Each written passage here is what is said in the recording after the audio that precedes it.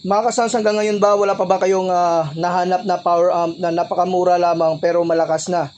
So meron tayong marirecommend sa inyo dito yung Ace LX18 Class AB Power Amplifier. Yung wattage pala nito is nasa 200 watts RMS, so pwede kayo dito mag-load ng apat na 500 watts na mga speaker. So ito yung kanyang harapan. Yung harapan po niya is made of aluminum alloy po ito.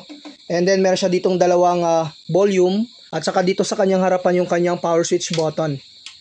So yung kagandahan sa mga power amp, meron po itong bridge mode. So ito yung kanyang likuran, meron siya ditong link, input A, input B, at saka ground, lift, 1.5 volts, tapos LPF pass. Pwede nyo po itong gamitin pang mid-high or pang sub. Meron siya ditong bridge mono stereo. Ito naman yung saksakan ng mga speaker po niya. Pwede kayo gumamit dito ng speak on at saka pwede rin kayo gumamit dito ng binding post. Yung bridge mode pala nito is hanggang 4 ohms. Isang taon ko na itong ginagamit pero until now makikita po niyo parang bagong-bago pa rin yan. Depende lang din sa pag-alaga ninyo ng isang power amplifier.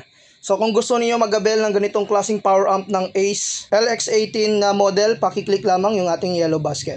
Mga kasans, hanggang ngayon ba wala pa ba kayong nahanap na power amp na napakamura lamang pero malakas na? So meron tayong marirecommend sa inyo dito yung Ace LX18 Class AB Power Amplifier. Yung wattage pala nito is nasa 200 watts RMS, so pwede kayo dito mag-load ng apat na 500 watts na mga speaker. So ito yung kanyang harapan. Yung harapan po niya is made of aluminum alloy po ito. And then meron siya ditong dalawang volume at saka dito sa kanyang harapan yung kanyang power switch button.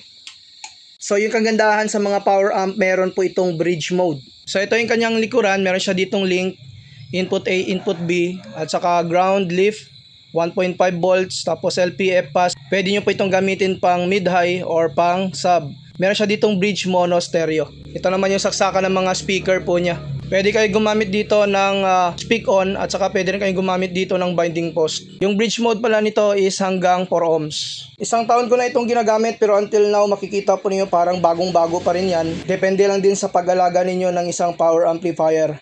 So kung gusto niyo mag-avail ng ganitong klaseng power amp ng Ace LX18 na model, pakiclick lamang yung ating yellow basket.